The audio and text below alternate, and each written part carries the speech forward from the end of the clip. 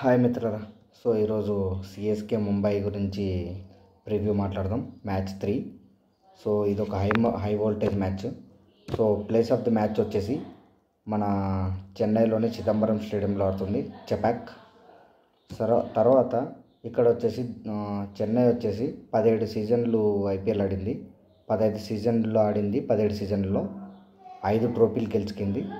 తర్వాత ముంబై వచ్చేసి సేమ్ 5 ట్రోఫీలు గెలుచుకుంది రోహిత్ శర్మ కెప్టెన్సీలో. చెన్నై వచ్చేసి ధోని కెప్టెన్సీలో ఐదు ట్రోఫీలు గెలిచింది. మన ముంబై వచ్చేసి రోహిత్ శర్మ కెప్టెన్సీలో 5 ట్రోఫీలు గెలిచింది. సో ఇక్కడ ఏంటంటే సిఎస్కే లాస్ట్ ప్లే ఆఫ్స్కి వెళ్ళలేదు, మన ముంబై కూడా ప్లే ఆఫ్స్కి వెళ్ళలేదు. సో సిఎస్కే చాలా ట్రై చేసింది ప్లే ఆఫ్స్కి వెళ్ళడానికి, ఈవెన్ దో వెళ్ళలేదు. ముంబై అయితే హార్దిక్ పాండ్యాని ఎవ్వరు కెప్టెన్స్గా యాక్సెప్ట్ చేయలేదు, టీమ్ యాక్సెప్ట్ చేయలేదు, మన ఫ్యాన్స్ కూడా యాక్సెప్ట్ చేయలేదు. సో అందుకోసం అని చెప్పి ముంబై ఇండియన్స్ 2024 ఐపీఎల్లో పాయింట్ టేబుల్లో లాస్ట్లో ఉంది. సో నెక్స్ట్ పిచ్ రిపోర్ట్కి వద్దాం. పిచ్ రిపోర్ట్కి వస్తే పిచ్ అయితే ఇక్కడ చెన్నై చిదంబరం స్టేడియం ఎప్పుడు స్పిన్నర్స్కి అనుకూలిస్తుంది. సో ఇక్కడ ఏంటంటే లాస్ట్ టైం 2024లో మన 50% మామూలుగా అయితే 50% బౌలర్స్తో ఎప్పుడు వేపిస్తారు 2024 కాకుండా. సో 2024లో ఏంటంటే 30% ఆఫ్ ఓవర్సే బౌలర్స్తో వేయించారు మన స్పిన్నర్స్తో. సో ఈసారి కూడా 2024 లాగా ఉంటుందా పిచ్చు, ఇంతకు ముందులాగా ఉంటుందా అంటే, సో నాకు తెలిసినంతకైతే చెన్నై ఎప్పుడు స్పిన్గా అనుకూలిస్తుంది. సో మనం పిచ్ రిపోర్ట్ అయితే స్పిన్గా అనుకూలిస్తుంది అనుకుందాం. ఇదైతే లో స్కోరింగ్ మ్యాచే. సో ఇప్పుడు ఇంకొకటి వచ్చేసి నెక్స్ట్ ఇక్కడ సిఎస్కే 71 మ్యాచ్లు ఆడితే 50 విన్నులు అయింది, 21 లాస్ అయింది. సో ఇక్కడ విన్ పర్సెంటేజ్ వచ్చేసి 70% రేట్ ఉంది. ఐపీఎల్లోనే ఏ టీంకి హోమ్ గ్రౌండ్లో అంత విన్నింగ్ పర్సెంట్ లేదు, సిఎస్కేకి ఒక్కదానికి అంత విన్నింగ్ పర్సెంటేజ్ ఉంది. నెక్స్ట్ వచ్చేసి ఇక్కడైతే 160+ స్కోర్స్ వస్తాయని ఎక్స్పెక్ట్ చేద్దాము, ఎందుకంటే స్పిన్ పిచ్లు అయినందుకు. సో 2024 లాగా ఆడితే మటుకు 180+ కూడా రావచ్చు. సో ఇది జరిగేది. అండ్ వన్ మోర్ థింగ్ మిత్రులారా, పొరపాటున ఇప్పుడు కూడా 2024 లాగా కాకుండా ఇంతకుముందు లాగానే స్పిన్కు అనుకూలు ఇచ్చిందంటే మటుకు సిఎస్కేని ఆపలేం. ఎందుకంటే సిఎస్కేలో 3 సూపర్ స్పిన్నర్స్ ఉన్నారు. రవిచంద్రన్ అశ్విన్, ఇంకొకరు వచ్చేసి నూర్ అహ్మద్, మూడో వచ్చేసి రవీంద్ర జడేజా. రవిచంద్రన్ అశ్విన్కి హోమ్ గ్రౌండ్ అది, సో అది గుర్తుపెట్టుకోండి. నెక్స్ట్ వచ్చేసి మనము అండ్ ఇక్కడ ఇంకోటి మిత్రులారా, ఎవరైనా నా ఛానల్ని సబ్స్క్రైబ్ చేయకపోతే please subscribe my channel and అక్కడ ఉన్న గంటని క్లిక్ చేయండి, సో నోటిఫికేషన్ కోసము.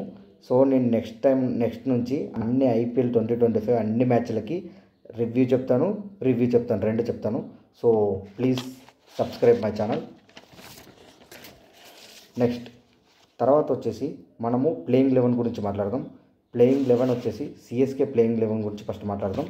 ఫస్ట్ వచ్చేసి రుతురాజ్ గైక్వాడ్, దేవాన్ కాన్వే, వాళ్ళిద్దరూ ఓపెనర్స్కి వస్తారు. సో రుతురాజ్ గైక్వాడ్, దేవాన్ కాన్వేనే ఎందుకు ఓపెనర్గా రావాలంటారంటే, వాళ్ళు 2023లో ఓపెనర్గా వచ్చి 17 మ్యాచ్ల్లో 753 రన్లు కొట్టారు 16 మ్యాచ్ల్లో. సో 2024లో దేవాన్ కాన్వే లేడు, అందుకోసమే వాళ్ళది ఓపెనింగ్ అంత మంచిగా లేదు. సో అందుకోసమే యాక్షన్లో దేవాన్ కాన్వేని తీసుకొని ఓపెనింగ్ పేరు కోసమే దేవాన్ కాన్వేని తీసుకున్నారు. ఇప్పుడు ఓపెనింగ్ కూడా రుతురాజ్ గైక్వాడ్ అండ్ దేవాన్ కాన్వేనే ఓపెనింగ్కి వస్తారు. తర్వాత వచ్చేసి 1 డౌన్ వచ్చేసి రాహుల్ త్రిపాఠి వస్తాడు. ఎందుకు రాహుల్ త్రిపాఠి వస్తాడంటే, లాస్ట్ టైం ఐపీఎల్ 2024లో 1 డౌన్లో సన్ రైజర్స్ హైదరాబాద్లో 1 డౌన్లో వచ్చి ఎంత విధ్వంసం చేశాడో అందరికీ తెలుసు అనుకుంటా. సో నెక్స్ట్ వచ్చేసి ఫోర్త్ డౌన్లో మన శివం దుబే వస్తాడు. ఎందుకంటే అప్పటికి వచ్చేప్పటికి స్పిన్నర్స్ వస్తారు కాబట్టి స్పిన్నర్స్ని అటాక్ చేయాలంటే శివం దుబే లాంటి గొప్ప ప్లేయర్ ఉండాలి. సో తర్వాత Deepak Hooda, Sam Curran, Ravindra Jadeja, Dhoni, Ashwin, Noor Ahmad, Matheesha Pathirana. So ఇక్కడ వచ్చేసి బ్యాటింగ్ ఎవరెవరు డీల్ చేస్తారంటే Ruturaj Gaikwad, Devon Conway, Rahul Tripathi, Shivam Dube, Deepak Hooda, Sam Curran, Ravindra Jadeja, Dhoni వరకు బ్యాటింగ్ ఉంది వీళ్ళది చూడండి. తర్వాత అశ్విన్ కూడా బ్యాటింగ్ ఆడతాడు, 9 వరకు బ్యాటింగ్ ఉంది. సో అశ్విన్ వరకు బ్యాటింగ్ ఆడుతుంది. సో స్పిన్నర్లో వచ్చేసి అశ్విన్, నూర్ అహ్మద్, జడేజా. స్పిన్ వచ్చేసి వీళ్ళు డీల్ చేస్తారు. ఫాస్ట్ బౌలింగ్ వచ్చేసి శామ్ కర్రన్, మతీషా పత్రానా ఇద్దరే ఉన్నారు. So okay. So CSK playing 11 గురించి ఒక ఐడియా అయితే తెప్పించాను అనుకుంటున్నా. తర్వాత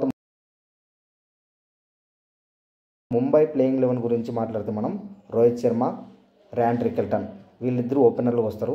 ఎందుకంటే వీళ్ళిద్దరు ఓపెనింగ్ పేరు మన ఇండియన్ టీంకు రోహిత్ శర్మని ఆడతాడు.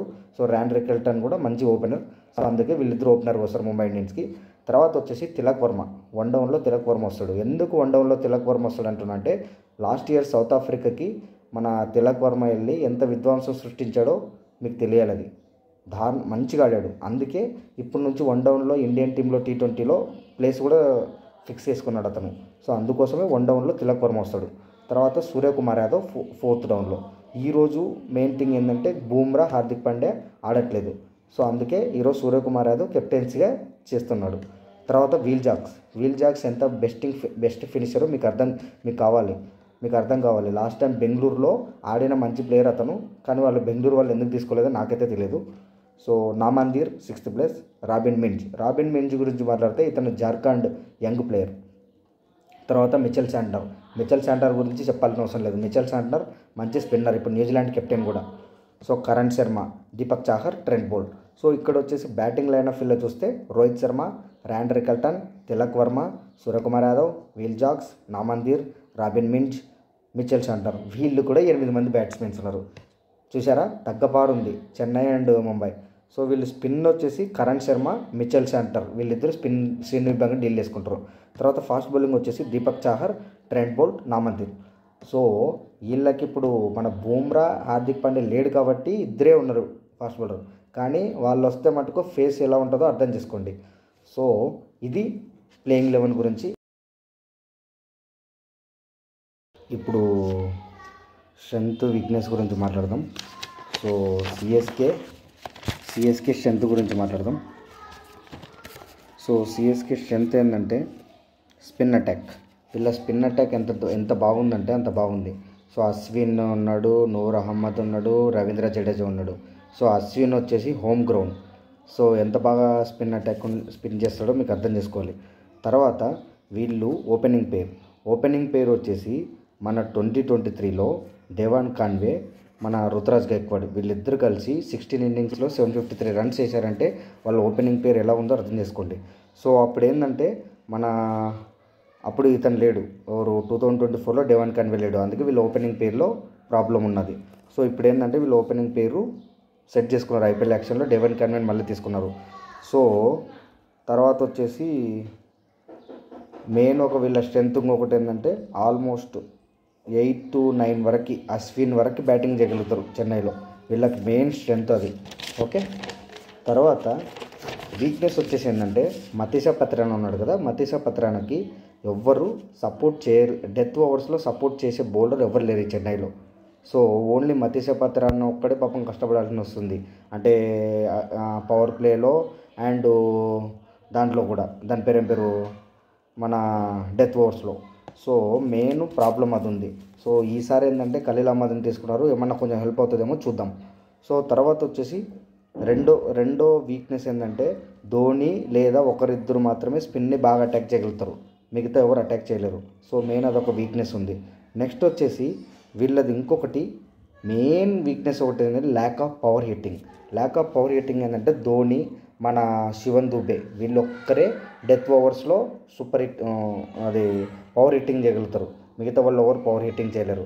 జడేజా కొన్ని టైమ్స్ చేస్తాడు కానీ ప్రతిసారి జడేజా కూడా చేయలేడు. సో మెయిన్ అది.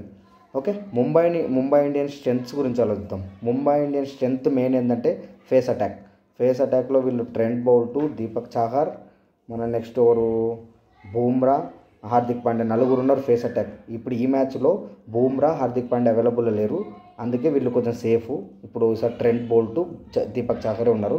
సో నెక్స్ట్ వీళ్ళ మెయిన్ స్ట్రెంత్ ఒకటి ఏంటంటే పవర్ ప్లేలో వీళ్ళ దగ్గర ఉన్నంత బెస్ట్ బౌలర్సు మన మొత్తం ఐపీఎల్లోనే లేరు.